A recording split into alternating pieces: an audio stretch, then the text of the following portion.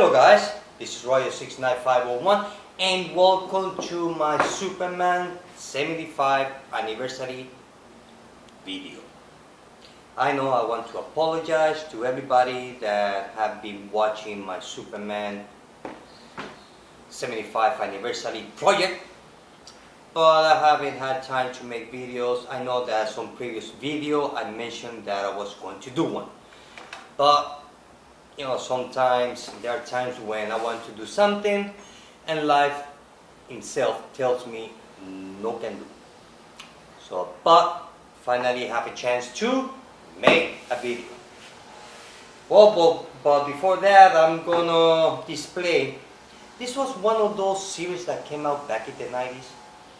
Actually, it came in the year, this comic book shows up on the year 2000, so I think it was August of 2000 was my last comic book that I purchased, at least on this title.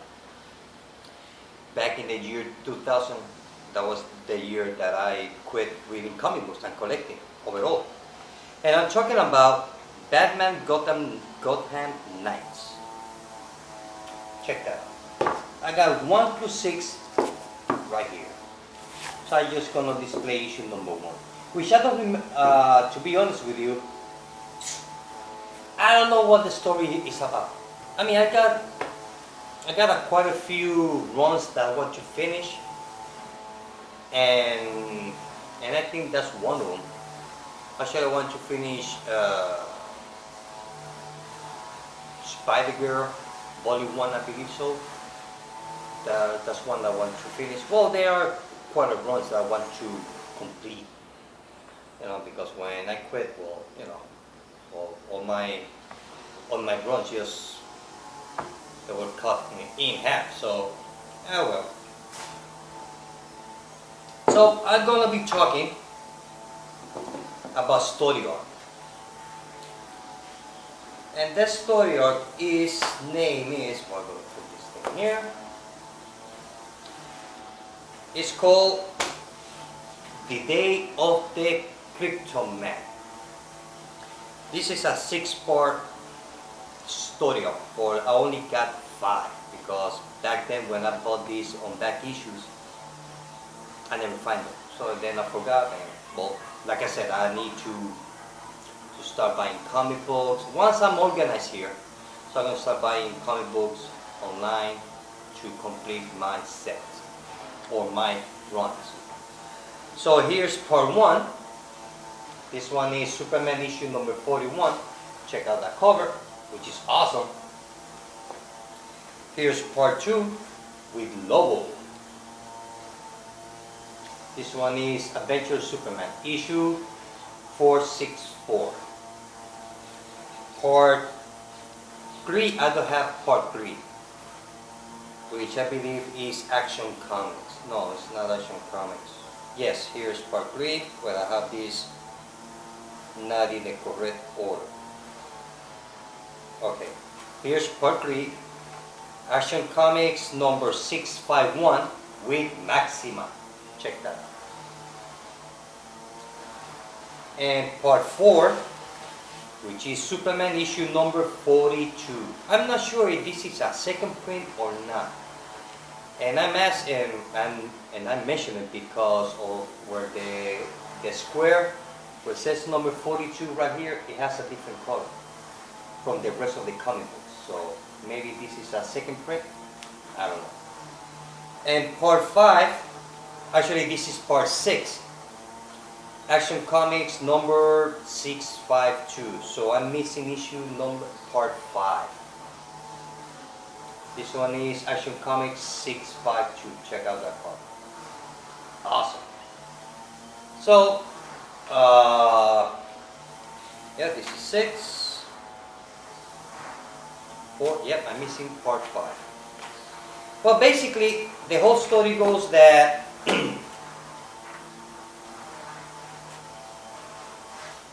after that storyline where Superman, actually everything started that's the thing about the Superman comic books back in the 90s. They were not done in a story arc as today. It was a long, non-stop storyline. Sometimes there were times that you cannot tell that when you start a new story arc and when the one before stops.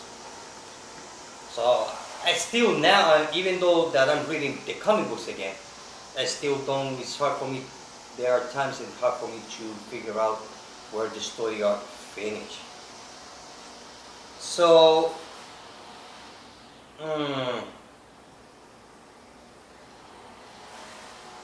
Actually, the whole thing starts here on this story. It's not a story arc. Okay, the thing is that once that story where Superman kills the Kryptonian because they destroyed a planet and Superman killed them. It was General Zod and the woman and the other guy.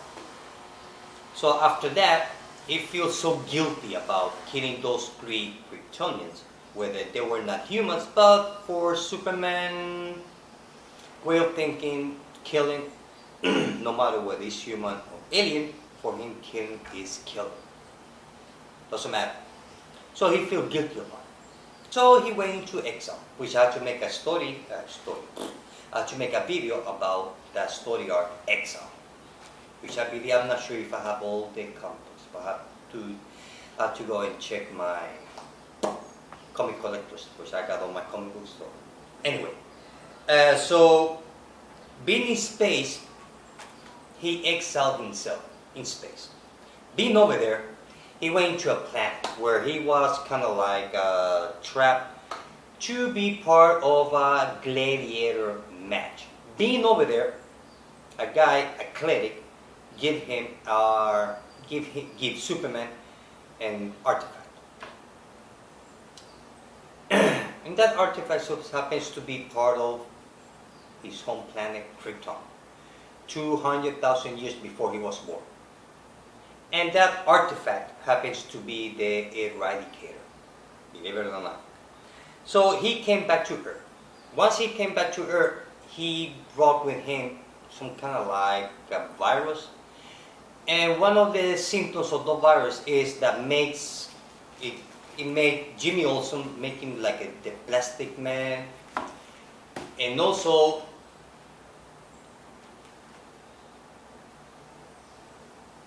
without knowing it, the artifact was damaging Superman without him knowing it.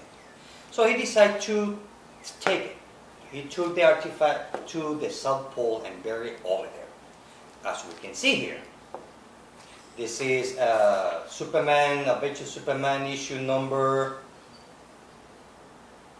459, Action Comics 646, Superman issue number 37, which is a nice cover, and Adventure Superman 461. So the thing is that he decided to take it to the South Pole and bury it. But without him knowing it, he was affected by the artifact, by the Eradicator. So after all that happens,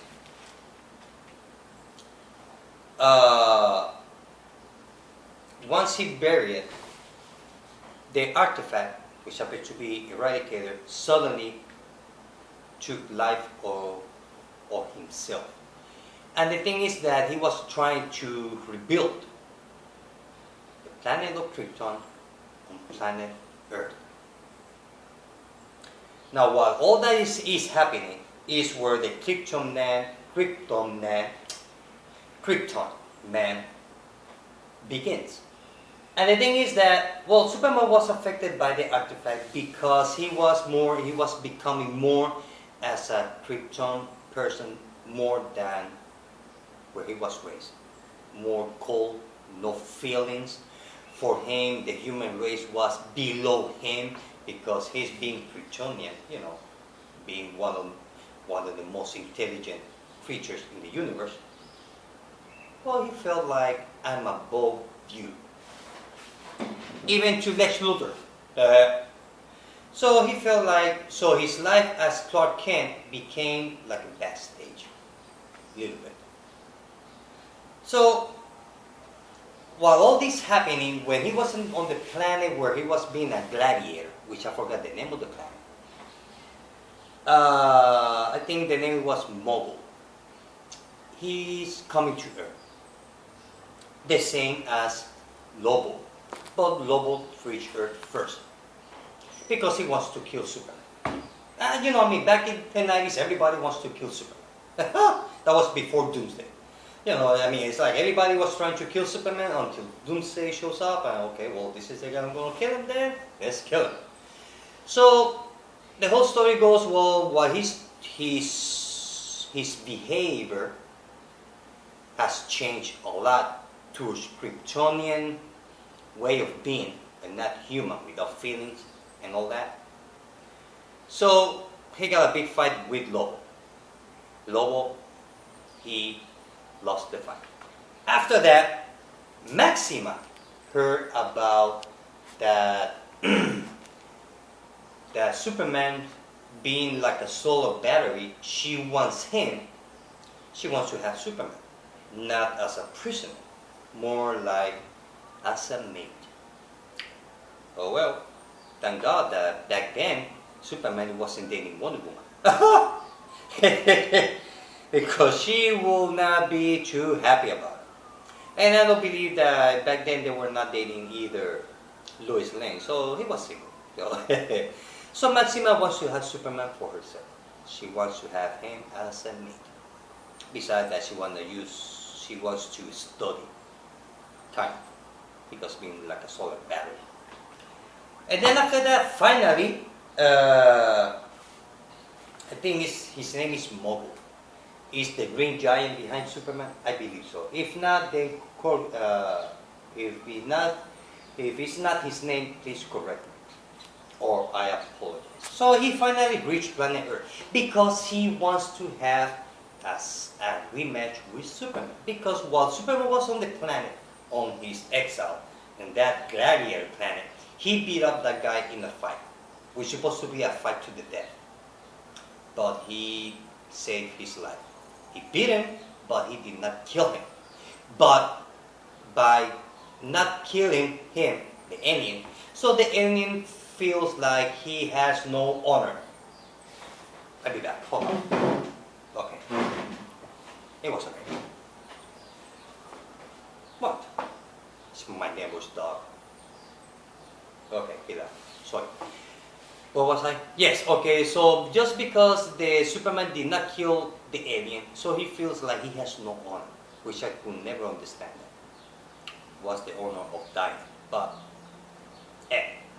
So the thing is that he came to Earth because he wants to have a rematch with Superman, to the death. While all that is happening, you're probably wondering about what you see on the cover. His Kryptonian uniform. Because that artifact from Krypton even is very, although it was to kill Superman, also saved Superman's life. Kind of like ironic. You know, it was there to kill Superman, but also save him. And that's how he get that uniform, because kind of like a metamorphosis, I think it's called. If there's some other term, I don't know. Anyway. It's Monday. Nah, it's not. So, while all that fighting is going on, which this is part 6, because I'm not missing part 5. So he did not kill, I don't know if he gets to kill the alien guy or not, because I don't have that comic book. I wish I had it, but I don't have it. So if some of you have part 5, let me know. Although I can always search on the internet, maybe I can read the review about this specific part 5, but I just haven't done it yet. So again, we got the last issue, number 6, part 6, which is Action Comics issue 652. Check that out. Well, basically here is when, well, everything is in. And if I'm not mistaken, I just want to make sure.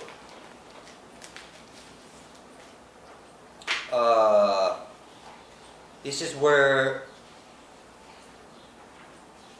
let's see now. I mean, that's the thing about, like I said, Superman back in the 90s and the 80s was a long, non-stop storyline. There were no arcs back then, unless they were specified. Otherwise, you just keep on with.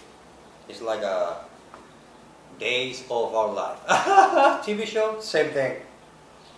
So here we see once that Clark Kent gets this uniform, as you see on the cover there, is when he actually turns into full-fledged Kryptonian way of thinking, the way how he feels towards human. He even acts indifferent with his parents, Clark and Martha Kent, which is kind of sad.